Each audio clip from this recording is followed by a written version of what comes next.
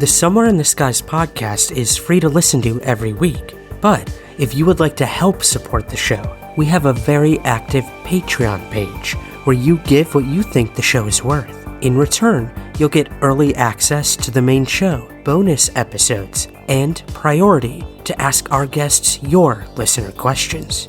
Your support truly makes the show continue and grow. So, to learn more and to join, visit patreon.com/somewhereskies.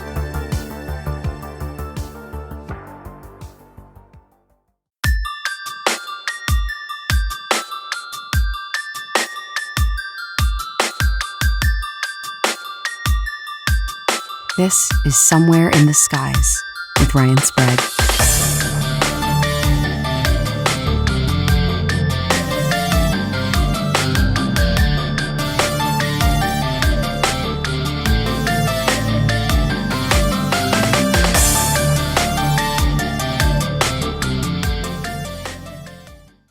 Guys, we are here right now with one of the gentlemen who found the metal alloys out in the Roswell desert at the famed crash site. We have with us once again returning guest Chuck Zukowski. Chuck, welcome back to Somewhere in the Skies. Hi, thank you for having me back. This is pretty exciting. Yeah. It's been something that I've been doing for years and years and years. You know, one of the first investigations I was doing was on Roswell 35 years ago. And I was one of the lucky people that actually met and became friends with Glenn Dennis, who was the mortician, and Walter Hott. And I used to go by the museum so many times. I lived in California.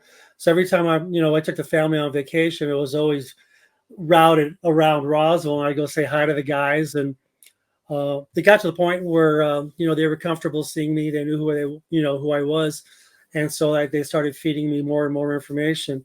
And it was Glenn Dennis who actually gave me the GPS coordinates to the debris site.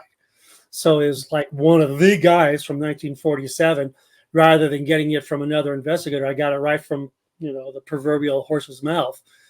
And then a lot of the stuff that when I interviewed him that I learned is pretty cool stuff, and some of it was published and some of it wasn't, but it's cool because he would talk to me as a friend, rather than an investigator. So we got down to the meat of things a few times.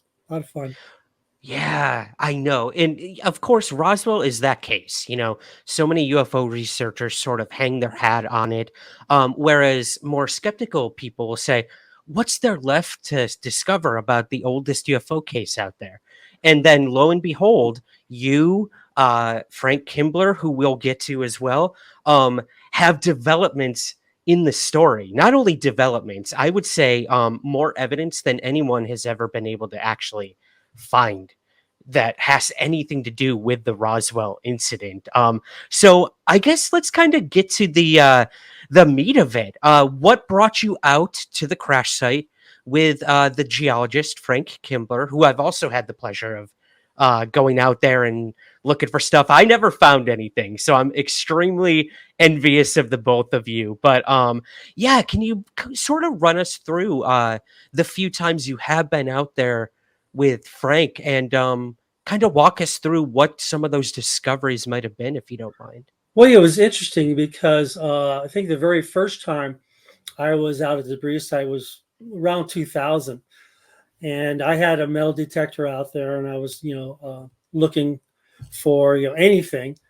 And then 2002, I did a TV show with the Sci-Fi Channel, and we did an archaeology dig out there. And after they were done shooting the TV show, I convinced the archaeologist to let me and my sister come out one day later after the production crew had left and do our own dig. I didn't like what they were doing. They were digging into the Jurassic period. I only wanted to dig back to 1947. So we did strip digs. And in 2002, my sister and I actually found a piece of debris. And then I had it analyzed here in Colorado on an SEM, scanning electron and microscope, and it was an aluminum alloy. We did a press release a year later, and lo and behold, we did a press release on it, and we were asking for a lab to pick it up so we could do more analysis on it, and lo and behold, it was BASS, Bigelow Aerospace. Now, at the Oh, time wow. back then, I didn't realize that Bigelow was actually working for the Pentagon. We learned that back in 2017, years later, that he was under contract with the Pentagon looking for UFO materials and investigating UFO sites. So it was kind of exciting later to find out that when he was analyzing the piece that we found in 2002, it was probably funded by the Pentagon. So they Interesting. know a little more about me than I kind of want them to know about me. But What happened to those pieces, Chuck? Were well, they still in possession of them? yeah. Well, what happened was the Maxwell Museum in New Mexico's had archived it, and it took me Okay. about 3 months to find it.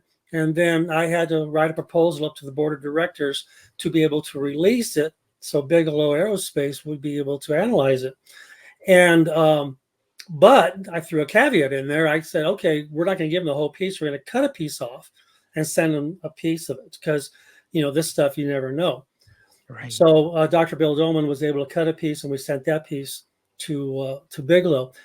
Within 1 week, I got an email back saying that it was an unknown polymer. I swear. Okay, this is what the email said. And it's posted on my website. If you go way back and look and search, Roswell debris, and I actually have a clip of it. But it said it said da da da. It's like really nothing, but it's still an unknown polymer based on the catalog polymers that we have in the lab. And right there was a red flag for me stating that okay, it's not common, because Mhm. if it was a common polymer, then obviously we would have been able to identify it.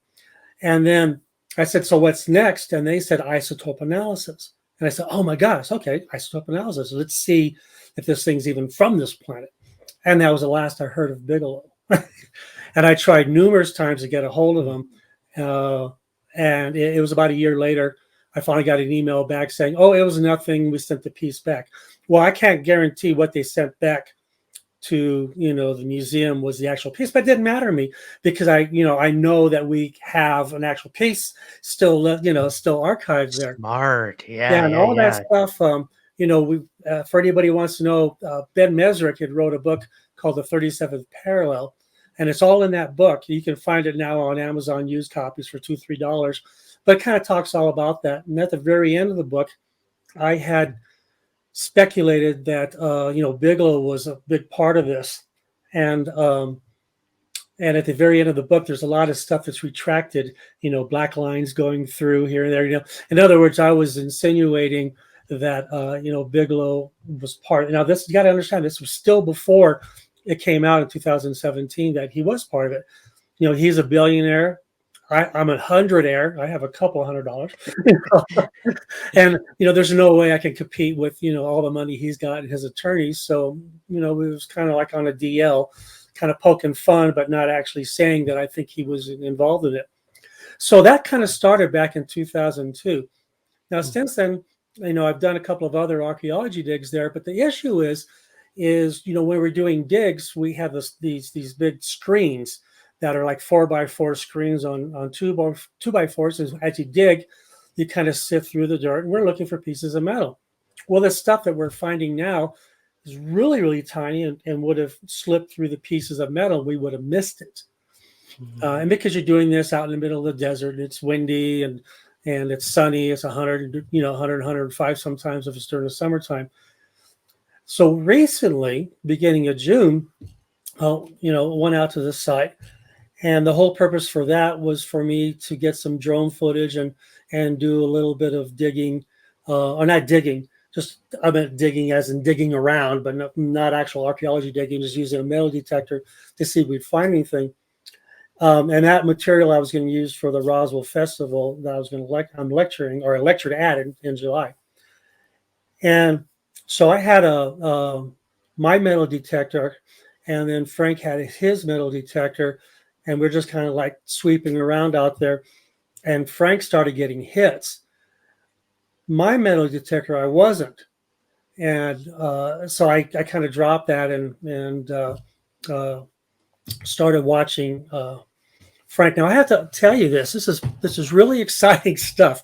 Yeah. Okay, so I'm going to go ahead. Well, I was out there with a person. I took another person out there that was shooting a little documentary for his website, Mhm. uh, and I had asked Frank if he wanted to go out to the website, or I'm sorry, to the debris site, with me. And of course, he said, I was going to ask you if I could go. So he was pretty excited.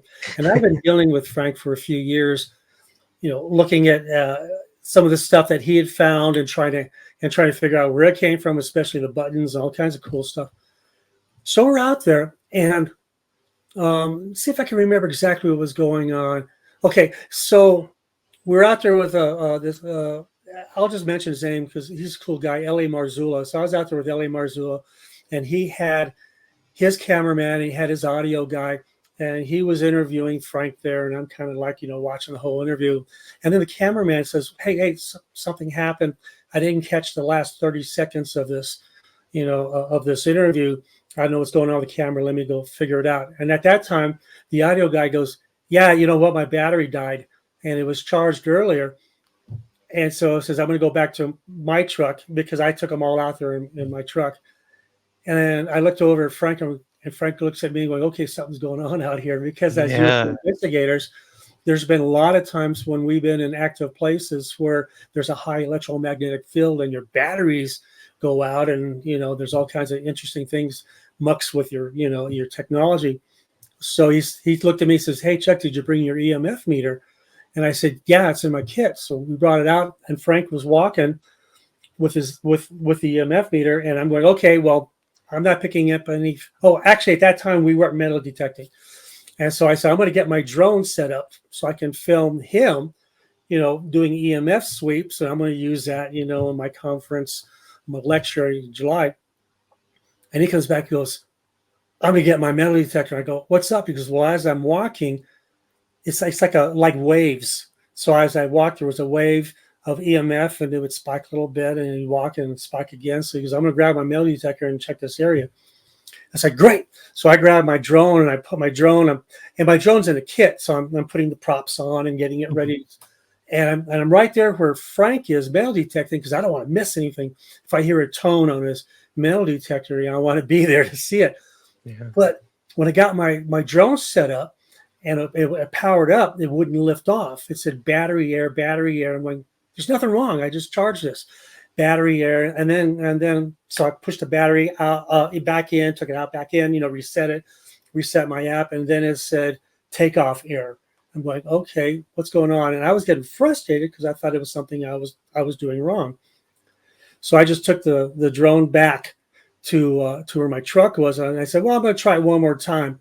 And then everything worked fine. And it dawned on me, oh my gosh, that was a high EMF area that, that we had issues with the camera and the audio guy.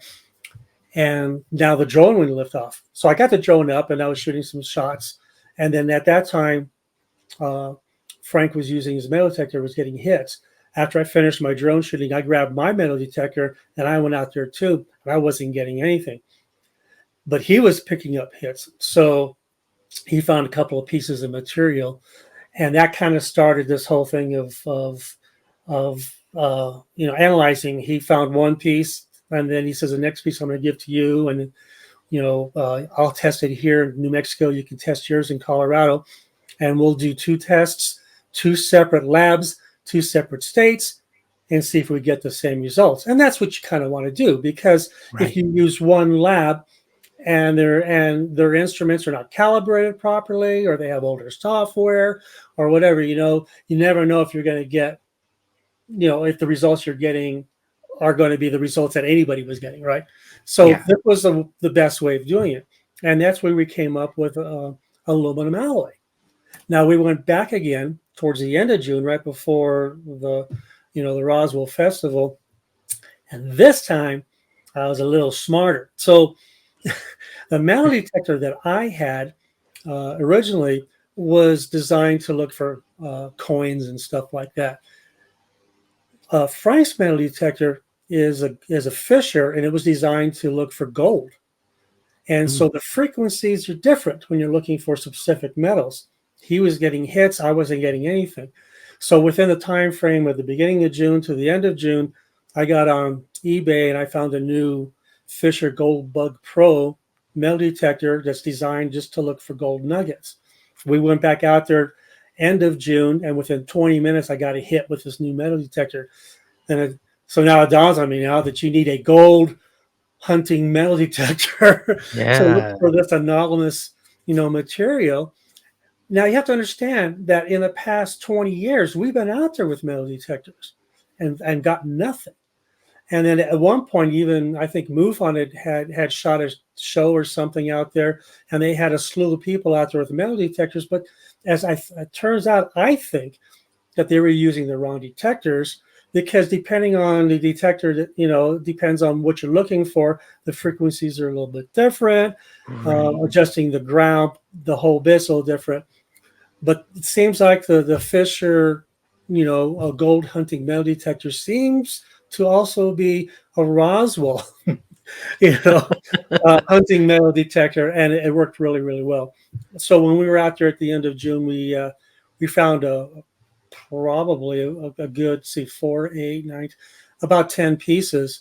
Now, what's interesting about these pieces is it's some we found on the ground, on closer to the surface, and some was 6 or so inches in the ground. Some of it was shiny, some of it had some patina on it, and depending on which ones we had analyzed, the ones that had some patina, some dark coloring in it, were thrown into like a 6,000 series. Frank can explain this more because he's a geologist, and he's who I look to to really explain the science behind it. uh, my background is microchip design, so I know that aluminum alloys is used in microchip, and it's very conducive of electricity. So we use it all the time in designing microchips. It's one of the higher metals that has that's we use as power buses in microchip design, and just a little higher in resistance, but it's a great conductive of electricity. So current flows really easy through that. So this is stuff that technology now uses in microchip design, because it's like I said, you can pump current through it. So it's interesting though. So we have two different types of metals in this area. It's kind of confusing why we have it, but the 6000 Yeah. series, when we tested it not only on the X-ray spectrometer or the SEM, the scanning electron microscope, we're getting these results that it's falling into like an unknown polymer. I'm sorry. Mm. I'm sorry. It's falling into an unknown aluminum alloy. Now, what I Okay. mean by unknown aluminum alloy, the polymer was the first one in 2002. These were falling into an unknown aluminum alloy. Now, it's not unknown to the point where it couldn't be created here. It's it's unknown to the fact that it hasn't been cataloged as a commercial alloy. It's, so you go through these Interesting. thousands of alloys that have been cataloged that people are, that the industry is using, and this one falls into a 6000 series, but it hasn't been cataloged, and that's another red flag. Well, why? I'm Right. sorry, I get all excited about this because I'm kind of going through it all in my head. It's Yeah, so new. no.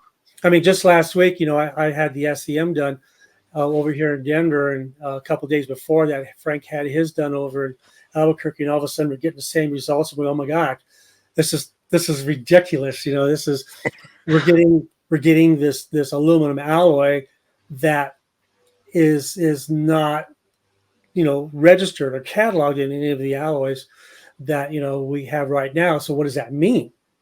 Yeah. Okay, could it be an alloy that was with some top secret project at one point that never or never or still isn't going to be cataloged for commercial use? Or is it something else? It's really hard to say what's going on. And then what about the other alloys we're getting out there, the stuff that's very similar to aluminum cans? We're getting that too. But when I took the first piece to the lab out here in Denver that we had found at the beginning of June, I took it to Colorado Metallurgical Company, and their expertise is aluminum alloys. And this guy, the general manager there, Sean, is looking at this under a microscope, and he said, I can tell you something right now, that if I'm looking at a piece of an alloy for a customer of mine who's using it for whatever project, I would tell him this was a fail. I said, well, what do you mean by a fail? He says, it is whatever this was used in experienced extreme trauma. He said explosive in nature. That's what he said. And he says when you get right down to 500 microns or so, you're this thing, it experienced something explosive that just destroyed it into such tiny little pieces. And I haven't seen that before. But he said whatever it is, he was pretty excited. Whatever this metal was used for exploded. Like a crash, right? Like an impact. There you go. And so that's another one of these aha moments where, okay, now we're finding evidence. Now, Frank and I can't say that this is extraterrestrial. We can't say that because, if these are baby steps. This is the beginning of going through all the steps of trying to identify this material. So far, we have a couple of different materials, and this is really good though, because we have material that we kind of can identify, and then we have some material that we can't really identify. So now we can use those two materials as comparison, in all our lab analysis to try to figure out what the anomalous metal is. Because when you talk to people, they go, well, there could be an aluminum can. Well, guess what? We've kind of found that, or something similar to that. But then now we found something completely different. So we can compare the two. So you can't say this is an aluminum can because we can say this resembles it, but this doesn't. So we can compare the two. So that kind of throws the skeptics out the door at that point when they're saying it's something that's common. Because we found some common stuff, and we found even more common stuff out there. Actually, pieces of can and some other things. Let me see if I can find this real quick. Yeah. And even when you find, little pieces like this, which are just pieces of rusted can, can tops and stuff. So we can find stuff out there that we can absolutely identify, but it's the pieces that we can't identify that's making this really, really exciting. And so what's next? Well, obviously more testing. We want to, eventually you jump into isotope analysis to see if it's from this planet. The issue with that, though, is it's based on technology of this, of how the piece was put together. Now, pretty much if you look at the periodic table, everything on the periodic table is what we've picked up in space so far. There's some little microscopic type balls that they found recently in the ocean that the scientists who found it are saying that could point to extraterrestrial. We may know more about that in a couple of weeks. So we're still learning there could be materials coming from meteorites or something, from outer space that may not fall into our periodic table. But so far, everything on our periodic table is from space. So the metals themselves could be common to other planets, but it's how it's put together technology-wise and some other things that would make it unique of whether or not we would have the technology to do that here. But if isotope analysis comes back and says, oh, this is unidentifiable, then we've nailed it. Then we have something completely unusual, anomalous, and really exciting. And so, like I said, it seems like every step we take, we're getting closer and closer to, hopefully, finding something that's completely unknown, material wise, not material wise, but how it was technology, how it was put together, but still at that point, we can't say it's extraterrestrial because it could still be something that could be, some top secret, project, something, because I work in a microchip industry, so I've been involved in a few military programs where I've signed non-disclosures, and now it's just a technology, that I worked on, and not the actual material. So I really don't know that, too much about the materials used in it. But you know, but if you're looking for, you're looking for something, you're looking for an answer of what this stuff is, and you're pointing to like current technology, or you can't do that because we found it under 6 inches of dirt, which means it was a few decades ago I that was this just stuff. gonna ask that, Chuck. Yeah. What is a 6,000 series alloy? Like you mentioned, that could be part of some, let's say, aerospace manufacturer. What is it doing under the ground if that was the surface level like 3, 4 decades ago? Like Well, that there makes you no go. sense. No, Yeah. and you're absolutely right. And so it's really easy for people to say, well, we could do that now. We're just, yeah. And I'm going, fine, but explain why it was under 6 inches of dirt out in the middle of the New Mexico desert, and we found it Right. there. Okay, now the aluminum can stuff that's very similar to 3000 series, that wasn't registered till the 60s. Hmm. Okay, so it's Okay. not something very recent either.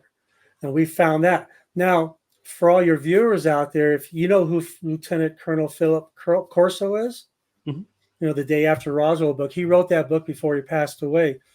He said, I can't remember. I hope I get this right. I think he was working for General Trudeau on reverse engineering Roswell debris.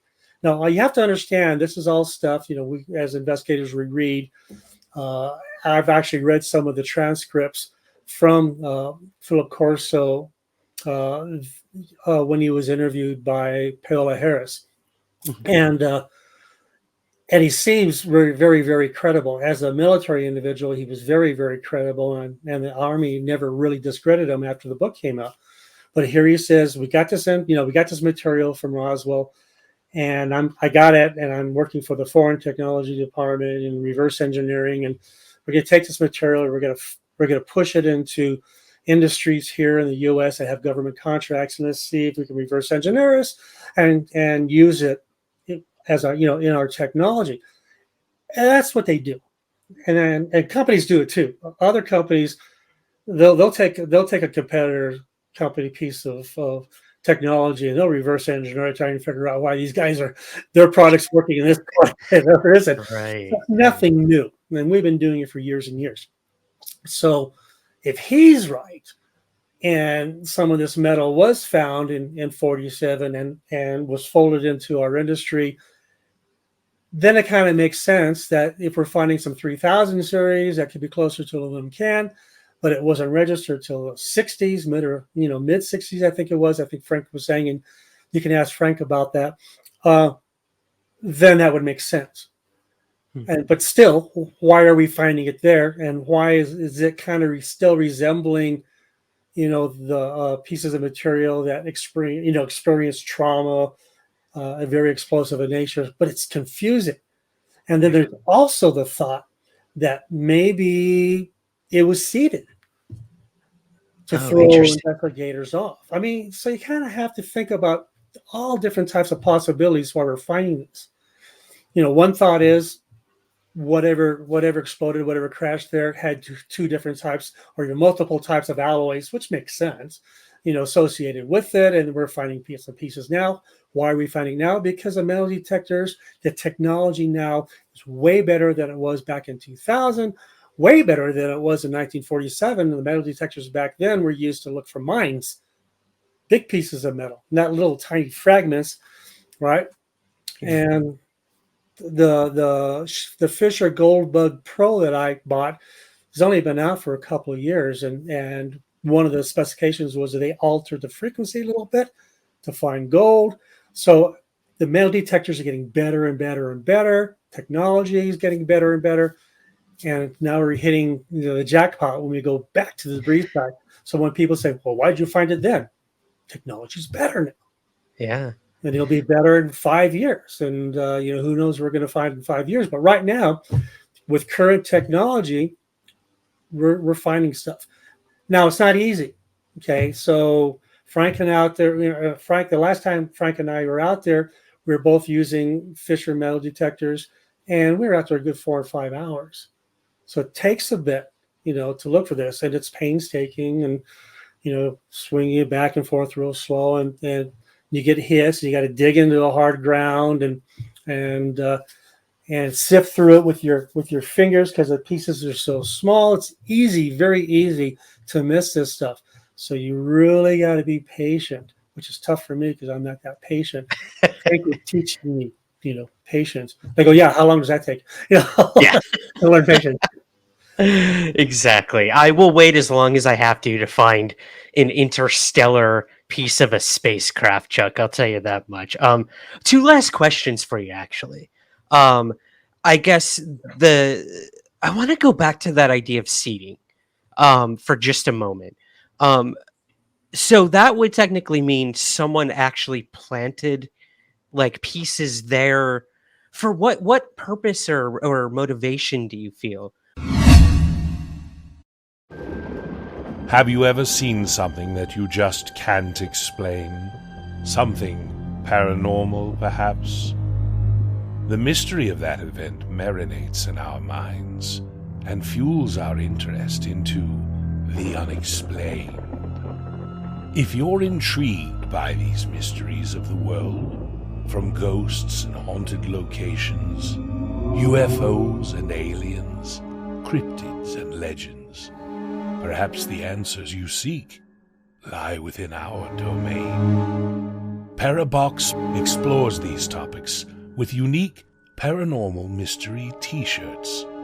Each month, you will receive a new paranormal soft style t-shirt and content card about that month's theme. The shirt and card will contain clues to find a hidden password. Enter the correct password to reveal our monthly challenge. Solve the puzzle and be entered into our drawing for free merchandise. Soft style t-shirts, paranormal themes, puzzling challenges. Paraboxmonthly.com.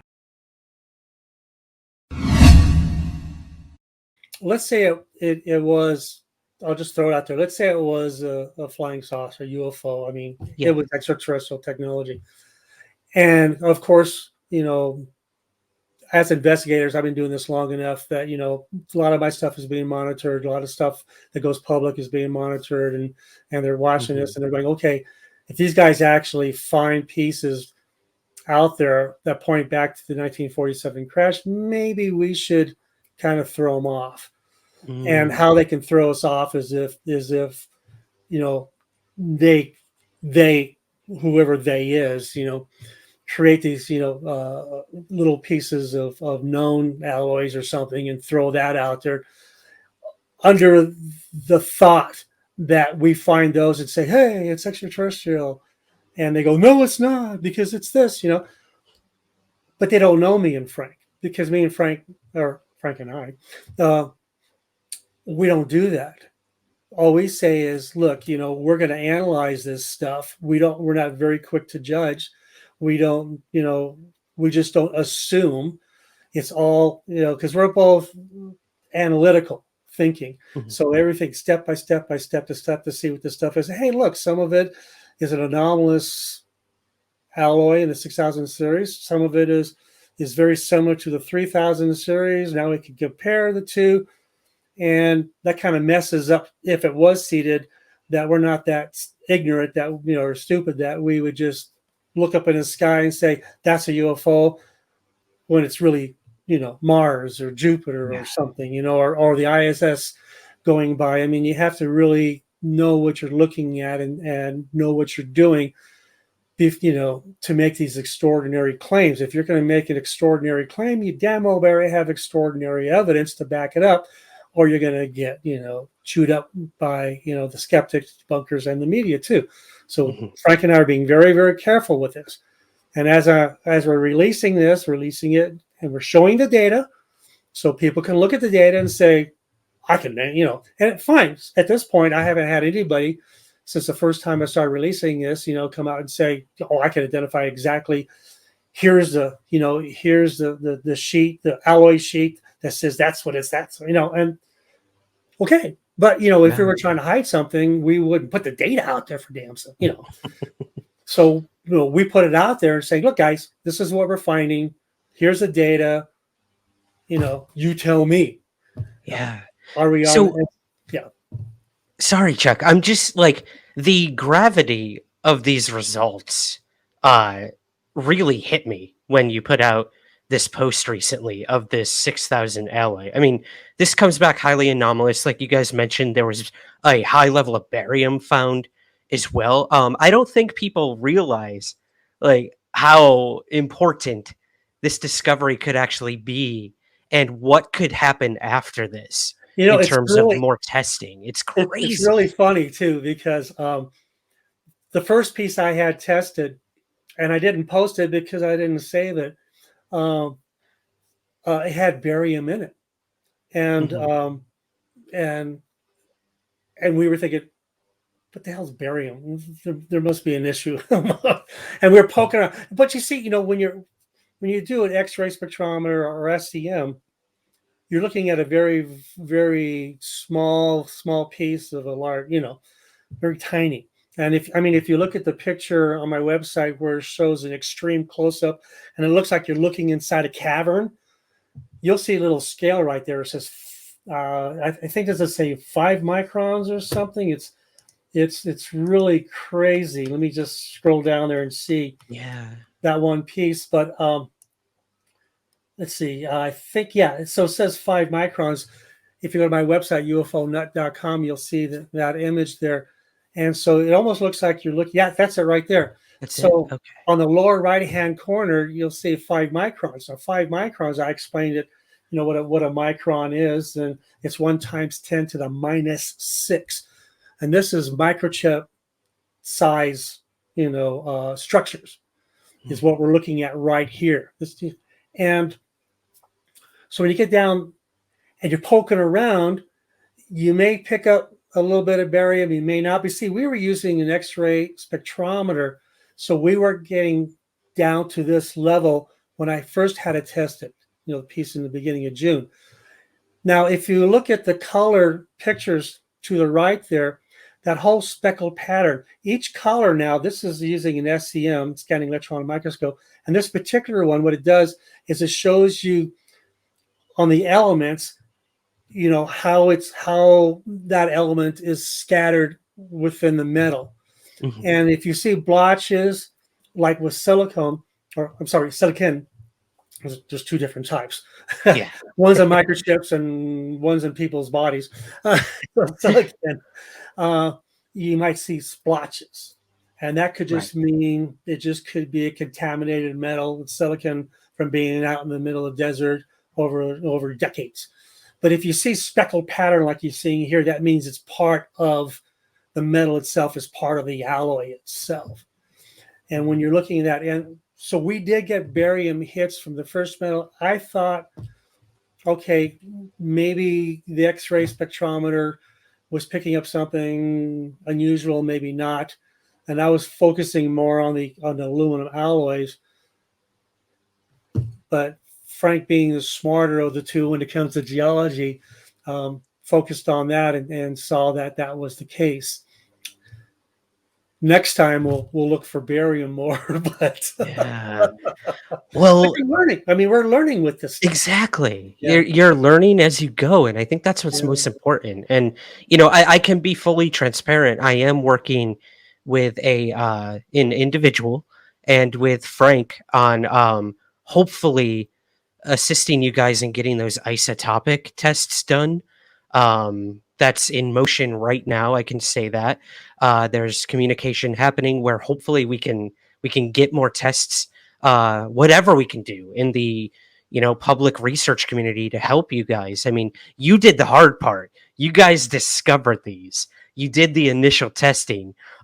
Let the rest of us take some of that weight off your shoulders now. But you get all the credit. You get all the credit, Chuck, when Well, this does come back extraterrestrial. the thing is, I mean, we're the initiators, Yes, but exactly. by opening it to the public and releasing all our information. Now, if anybody's ever been to my website in the past, anytime I do an investigation, I throw it all out there Yeah. because I don't hide anything. Well, I mean, there's certain things I can't say because it may be military oriented, and I don't want to muck with crossing that proverbial line or anything. But when it comes to ufology, I throw everything out there, and I throw it out there for people to look at themselves and make their own decisions. Now, just I see things my way. I have tons and tons of books behind me and more books and boxes, and I'll use some of those books as reference, but I don't treat it as a Bible, because a lot of those investigators that are writing these books, well, every one of those investigators have never found proof of an extraterrestrial technology.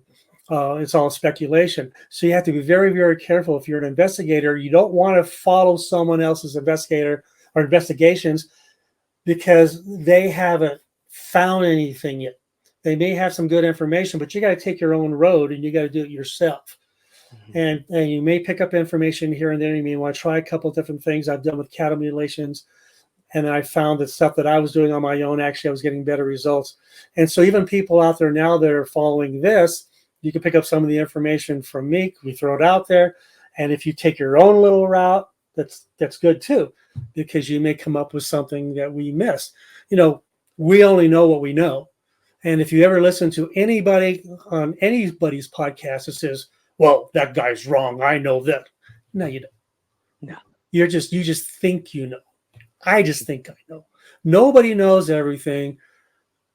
There's an idiot, anyway, scientist out there recently that's I don't want to mention his name, but I know everything and there's no extraterrestrials. And this is, he's just a physicist and everybody knows who this guy is, but he only knows what he knows. And he's got these glasses on. And I think we all know who you're talking about. Yeah. And you can't do that. You have to completely be open. You have to be open to everything. You don't want to follow that one guy's thought pattern because he's going to lead you into a rabbit hole and you're not going to go anywhere. You follow the people that say, hey, look at our evidence, go your own way, and try and find things. Now, exactly what you're saying here about, you helping us out with isotope analysis. That's what we want. We don't want to, because, like you said, if more people involved in this, I get involved, the faster we'll get information done, the more avenues we can hit at once. Some of these investigators, they've been going on for, 20, 30, 40 years, they've gone one way and they haven't really, look at the Linda Moulton Howe, right? She's really good at what she does. She's an investigative journalist, but has she proved extraterrestrials have existed? No, it's because she stays on her own road, and you've got to be able to splinter off. You have to think way, way outside the box.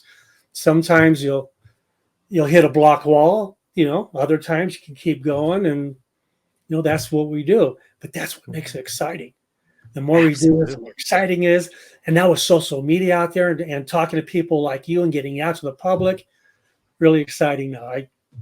I'm really happy about it. It's awesome, man. Well, hey, I want to end on kind of a joke question, but maybe not, because recently we had this UFO congressional hearing with the House Oversight Committee. Very bold claims were made that the United States is in possession of crashed UFOs. There's programs being conducted to reverse engineer the technology. Again, very big, bold claims that have yet to be proven, but the investigations are going on right now. And this kind of led to something very interesting in the National Defense Authorization Act of 2024. Bipartisan senators in the United States are calling for legislation where if there are intact spacecraft or even pieces, and that's the important part here, pieces of non-human craft in either the government's possession or in private possession, the United States government will inevitably have eminent domain over that material, over those craft. If that law passes, that's going to be really interesting to see where all of this leads. We will see if any of what this UFO whistleblower says is true. But my big question for you is this is kind of the jokey part, but I am serious too. Are you and Frank ever worried or concerned that the work you're doing and the pieces that you're discovering will eventually be swallowed up by the United States again if a law like this passes? I mean, you look at like the materials that To the Stars Academy had, Mhm. or Linda Moulton Howe, and eventually those pieces went off to the United States Army to be tested, and they were never heard from again. So somehow these materials always find their way back into the military industrial complex, it seems. So yeah, that's kind of my soapbox moment there. But do you think that these pieces could ever be taken from you guys before the ultimate tests Okay, come I can back? tell you this because I've talked to Frank about. It's interesting because I got people ask me all the time. You know, well, what are you going to do if if you find out that it's extraterrestrial? What are you going to do? I go, I've been doing this for 35 years. That thought has only crossed my mind about 1,000,000 times, and I've gone through every scenario. I have to tell you this. This is absolutely true. Polygraph, if you want to pay for polygraph. In the past couple of decades, I've been contacted twice by someone. It appears to be within the government, asking me specific questions. They would call me, on my when cell phones first came out, and our phone numbers weren't as easy to get as it is now. I got a call from an individual, and he was asking me about the piece of metal that I found, back in 2002. Very specific questions. Mr. Zukowski, can you tell me about this? What you found? What are your results? Da da da da. And I said that, and I was very open with them, very truthful. And I said, if you need any more help, give me a call. I'm not here to keep anything from our government, and I'm not here to keep anything from the public. Everybody, it's all open. And he said, thank you very much. And that was the end of that. Very polite. A couple of years later, I got another phone call. And it was, I can't tell you if it's the same individual because it was years later, but it was another male voice saying, Mr. Zukowski, can you tell me about the animal mutilations and some of the investigations? And what have you found on that? And I was very specific questions. I answered the questions to the best of my knowledge at that time from what I knew. And he said, thank you very much. And so they do, I believe, they do come in from time to time and poke around and see what you're doing and look at the websites and stuff. Now, if someone popped up at my door and says, okay, we got to confiscate your material. And I said, fine, you want to sign for it? I'll give it to you. That's perfectly fine. Because now I can say, hey, guess what? The government came over and took this stuff from me.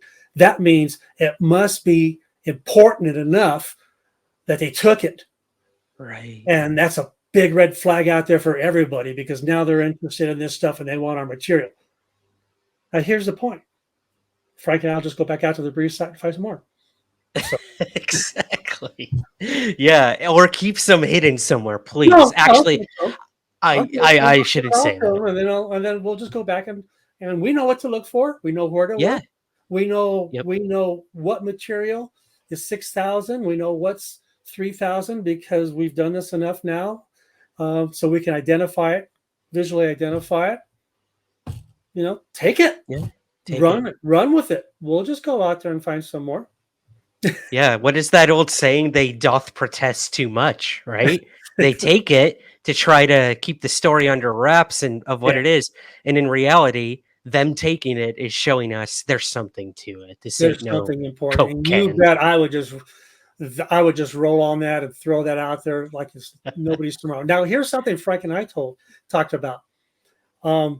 If they came to us and said, we don't want you to talk about this anymore.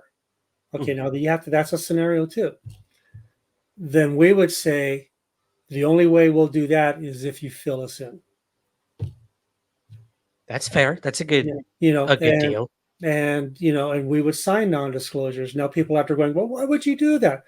Well, because we've been doing this so long that it's our obsession. And it's something that we want to figure out before we leave this planet, however we leave it.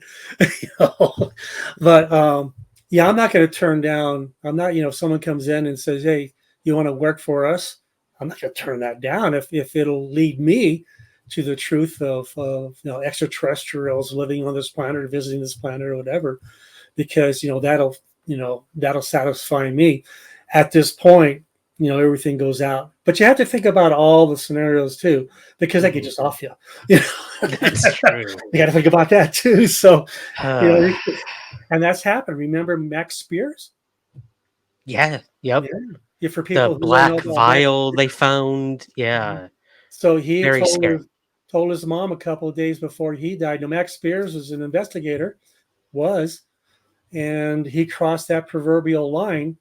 And then I guess he texted his mom or something and says, if something happens to me, go public with this. And he was found dead with some type of a black liquid or something coming out of Yeah. his mouth. It was in his lungs. So he was, Very he was strange. poisoned. So this isn't a business you want to go into that you think it's all fun and games. It really isn't. When you get phone calls from individuals that could be working for the Pentagon, you get followed. I've been followed once. My sister's an investigator out of Missouri. She's been followed a couple times in investigations. So, we're being watched basically, and they're watching us and seeing what we're doing. And, if we go in an area that they don't want us to go in, they're going to let us know. Hopefully they're going to let us know ahead of time and not just run us off the road or, something. But, I think that's not going to be the case now, because there's a lot of people within the government and a lot of people within the military that want this stuff to go public. And I think it's the perfect time right now. It's the right time, like you said, with legislation, and development to get this out there. So, and then social media, now, we say something and it, just like a speed of light, it's out there and everybody has access to it. And it's because of your viewers, that are helping this become a reality, because they see it. It's because of you with your podcasts that are getting the information out, that people are watching it, and it's a multiplier effect that trickles out. It's a virus, but it's a good virus. A good virus. A good for virus. once. It's a virus I definitely want. Yeah. Yes, for sure, man. Well, hey, you mentioned people watching you. While we don't want the Men in Black watching you, Chuck, where can everyone else watch you, find you, keep up with your work? Give us all of that information, man. Please. Well, that's UFO Nut. So it's UFONUT.com. The reason why it's UFO Nut is because years and years ago, I was called a nut. People said you're just crazy doing this, and some people still do. They're so, tunnel vision. They can't see anything outside of wherever they're going, and they say, "Well, you're crazy, you're a nut, or whatever." And so instead of getting mad, I decided to go with it and just kind of flow with it. And I created an acronym where there's unconventional flying objects, non-human, unrecognizable technology. So that's UFO Nut. But it's the license plate of my truck, UFO Bikers on my Harley, UFO Lab is on my trailer. So let's get this right here. UFO Nut on my Harley, nice. And UFO Biker stuff. So, I'm very open and public about it. And it's really cool because people will see it and they'll stop me and they'll give me, their own, reports of sightings and stuff. So it's pretty cool. UFONut.com.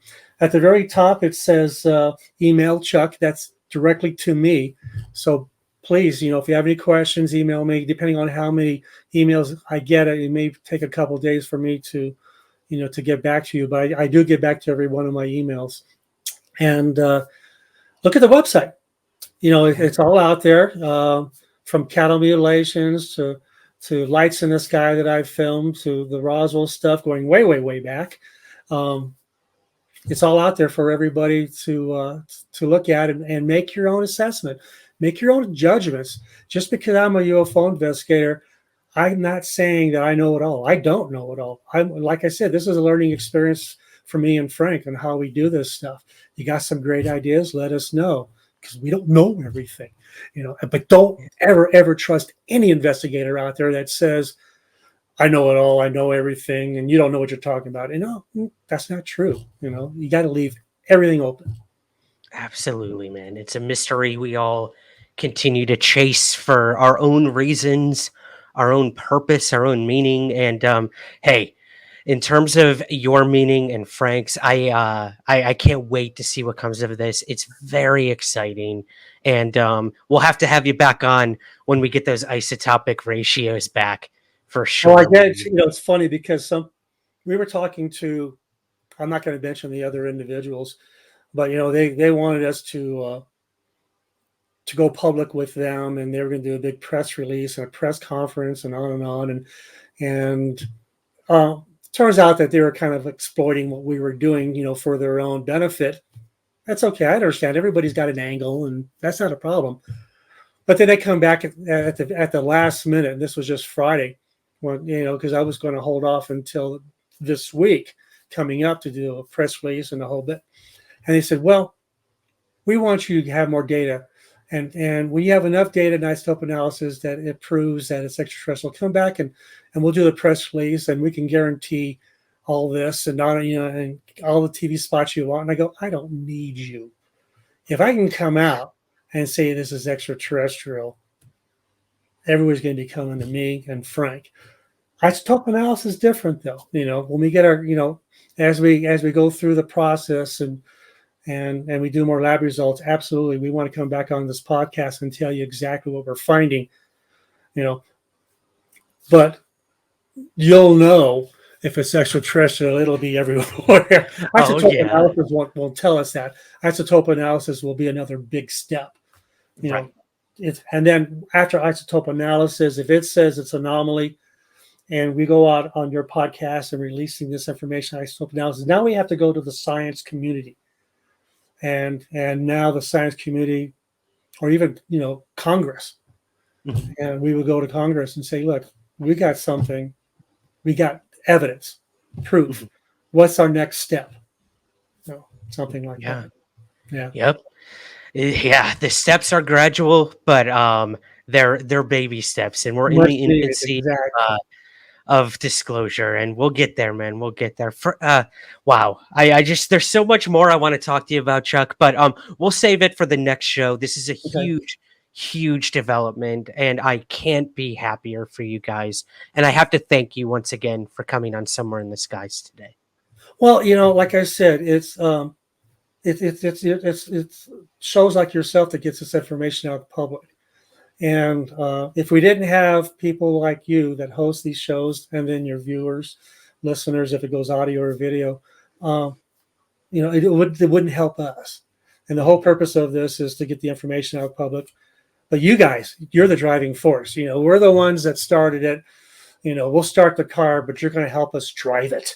And that's what we need. We're not going to be able to get from A to B without, the support of your viewers and listeners in these podcasts. And you're the first one, so you're going to be jumping off the floor and starting that car and getting it running. I am revving that engine. I am revving that engine, brother.